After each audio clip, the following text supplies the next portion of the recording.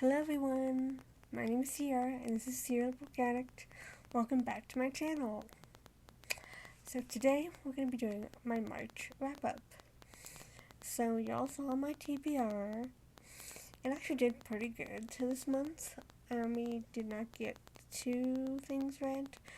Technically 2.5 because I'm still technically reading one. Well, like 4.5. But we'll talk about that in a second.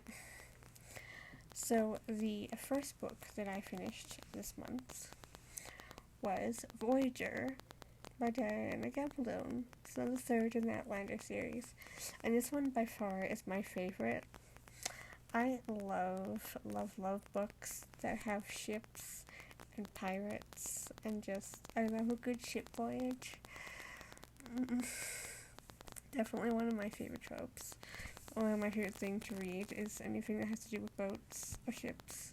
So, I loved it. And it was such a quick read compared to Dragonfly and Amber. I feel like that one was it had so much political and war discussions that my brain hurted a lot. Where this one was so good.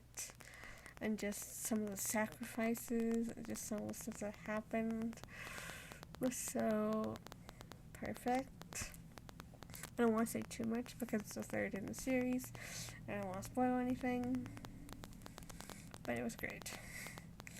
So the second book I'm reading is the third of the Malazan series, which is Memories of Ice. Now I've decided to actually just kind of put the Malazan series in the background for a while.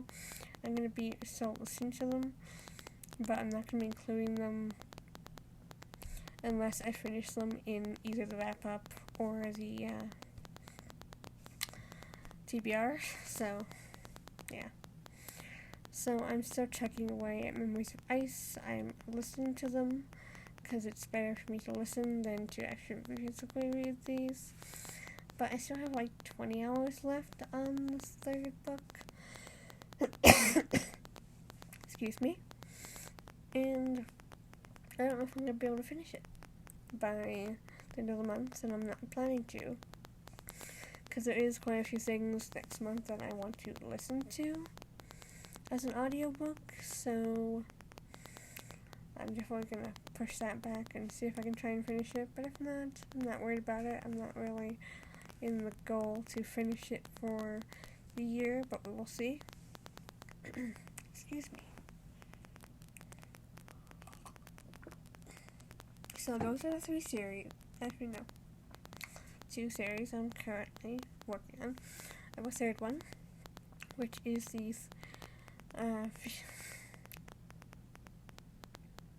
Kingsbane, which is the second in the Empirium series, which first is Heartbreak. And I'm not loving it. Excuse me again. I'm not loving it as much as the first book, which makes me very sad because I loved Fury Born. I thought it was incredibly good. This one is just kind of a little bit slower. There hasn't been too many amazing excuse me. Oh my goodness. I'm dying here.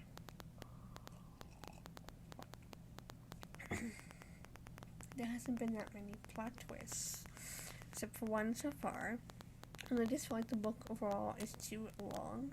It is 600 pages, and I feel like that for a middle book is just a bit much. But to say I'm about 250, 300 pages in, I'm going to continue on, but I'm just not here for it as much as I wish I was. Hopefully that'll change in the third book and the final of the trilogy, so we'll see. So those are the 3 series I've got going. So the next book I've read, there was 2 books at the end of last TBR that I did not finish. So I did put them on this TBR. That's what I'm trying to do, is to continue and not just drop them. So that way I may hold myself responsible for finishing and not being like, oh, I'll just hit the little shuffle button again and find something else. So I'm actually going to give you the Goodreads description and then talk about what I thought. Just to make it easier, so this is The Prophets by Robert Jones Jr. I gave it 4 stars. It is a much slower book than I intended. It's very nautical, whimsical. Well, not nautical, whimsical, that's not right. Slow-paced and beautifully articulated. That's what I was trying to say. It's very dark and very deep and very beautifully written, but it's definitely on the slower side. If that's something doesn't bother you, then that's good, because it is almost 400 pages. But I'm going to give you a quick little summary here. A singular and stunning debut novel about the forbidden union between 2 enslaved young men on a deep South plantation, the refuge they find in each other, and the betrayal that threatens their existence. Ooh. Okay. Let's continue reading here. Isaiah was Samuel's, Samuel's was Isaiah's. That was the way it was since the beginning, the way it was to be until the end.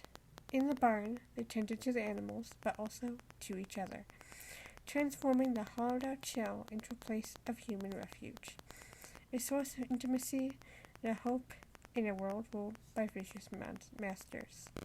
But when an older man, a fellow slave, seeks to gain favor by preaching the master's gospel on the plantation, the enslaved begin to turn on their own.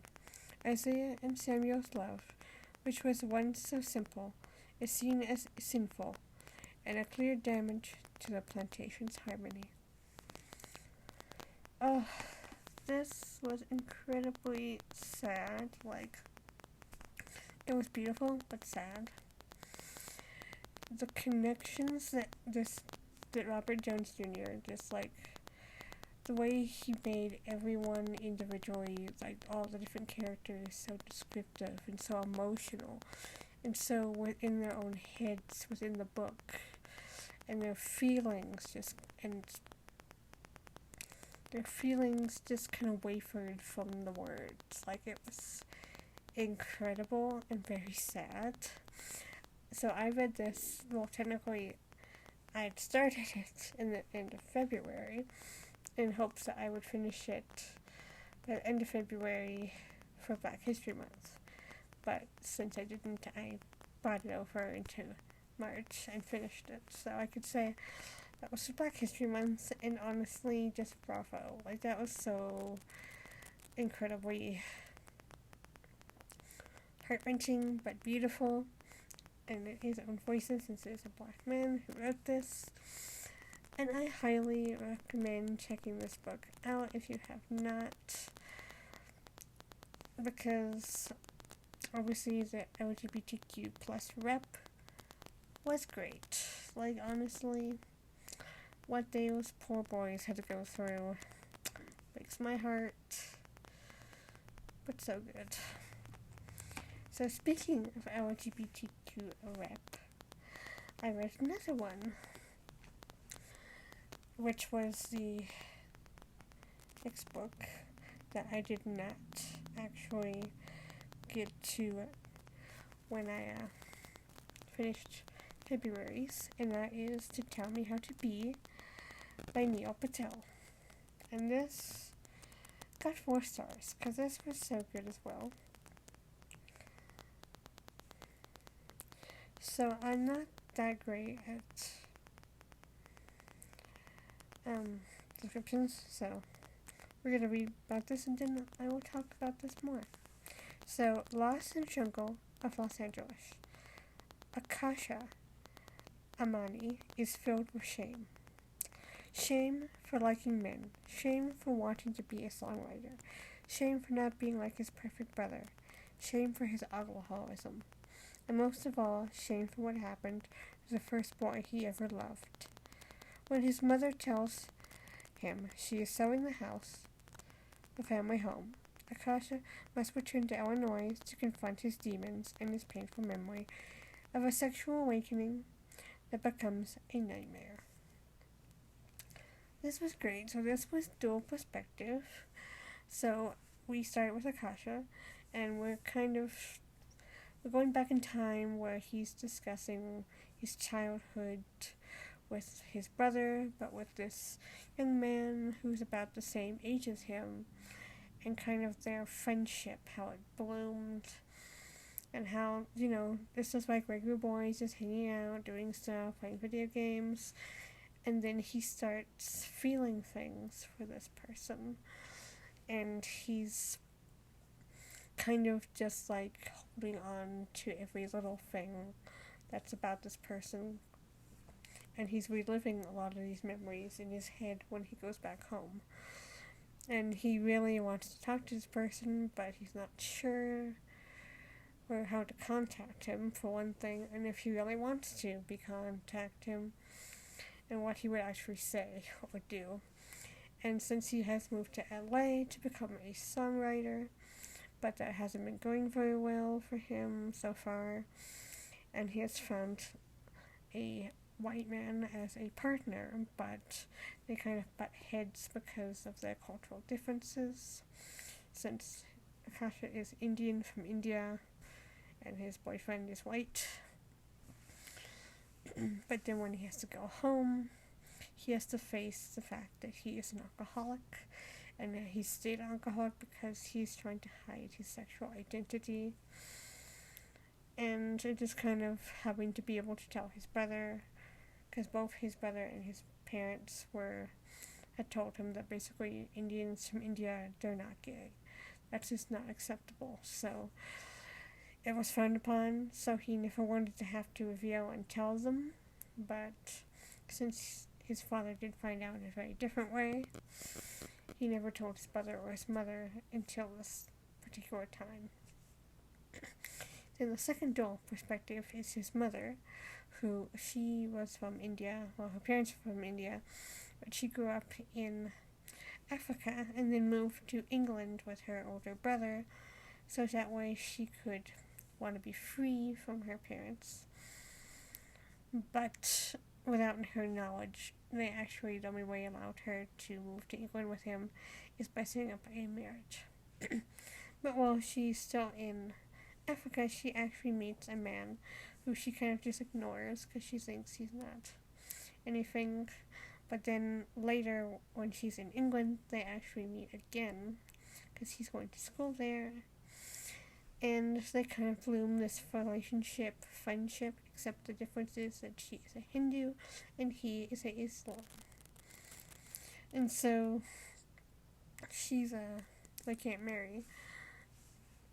But then when the brother tells her that her new husband's coming to meet her and take her back to America, she is not happy. And so she's had all these resentment of leaving England, for one thing, but she really becomes hateful of America and of her husband. Not so much him himself, just what he represents. So whenever he tells her to be happy, does she want this, or does she want that, she'll just give him some sort of sarcastic attitude of, why would you bother this, or why would you buy this, just to be resentful of what he represents to her, because she did not fall in love with him like she'd fallen in love with the other man. And now her husband is dead. He's been dead a year, and she's decided to sell the family home and go to England in order to start a restart, but also to perhaps look for this man. So she's had all these resentful feelings of loving someone else while she's been married, and so now she's kind of a little bit reckless. She's drinking, she's watching terrible American reality TV, and she's also discovered Facebook, and due to a friend set up with one, and she's found what she thought was the love of her life on Facebook.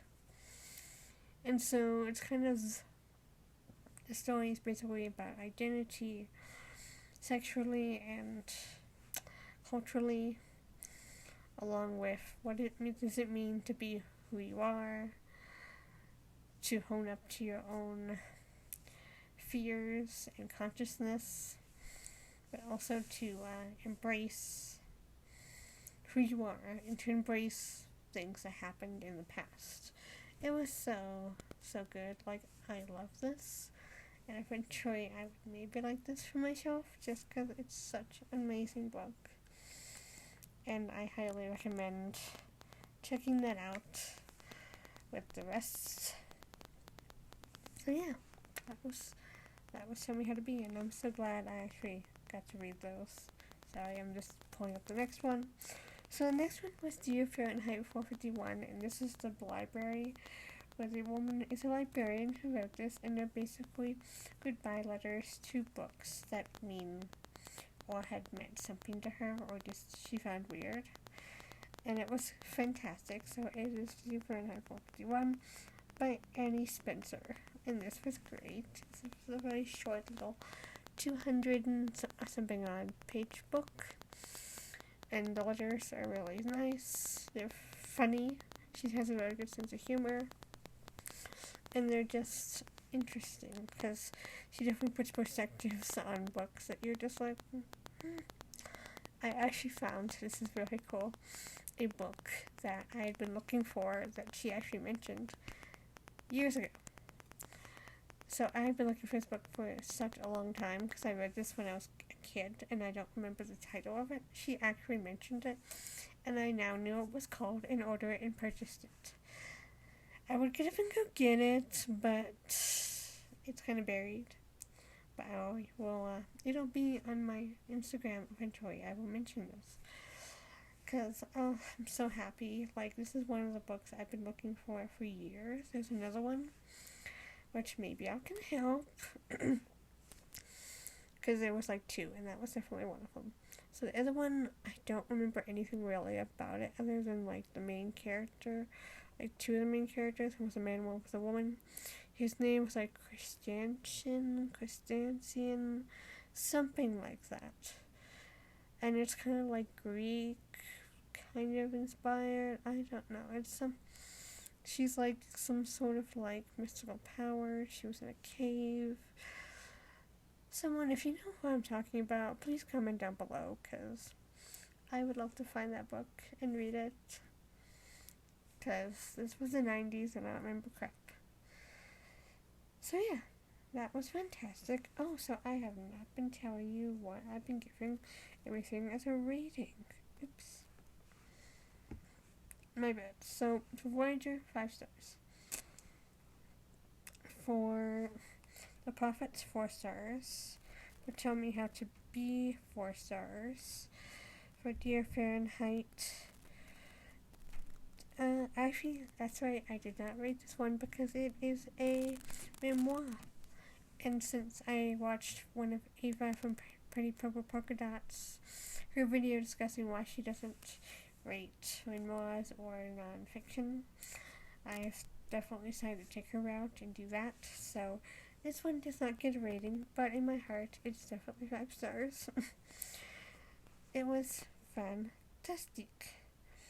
So the next book that I managed to finish was the Read Around the World Challenge. So I picked 2 books a month for that now, and it was Princess, A True Life Behind the Veil of Saudi Arabia by Jean Sasson. This was so incredibly interesting. Like, this is basically discussing, like, from actual Princess Sultana, her discussion of what it was like to grow up as a royal, her kind of rebellion about trying to be more free, her marriage, and just some of the things that happen to women in Saudi Arabia if they do not follow orders from their husbands or fathers or brothers, and just it was incredible. It is a series. I have not excuse me, decided quite yet if I want to continue reading the other two just because. But this was incredible. This was definitely an insight on the world that I did not know much about, other than you hear about Saudi Arabia in the news and stuff, but you really don't know or understand their culture unless you're Saudi Arabian. And it was just mind-blowing and shocking. Now, I'm gonna have to say trigger warnings, trigger warnings, trigger warnings. This stuff is very real. And just some of the punishments and things made me a little queasy and uncomfortable. So, please go in with this cautiously.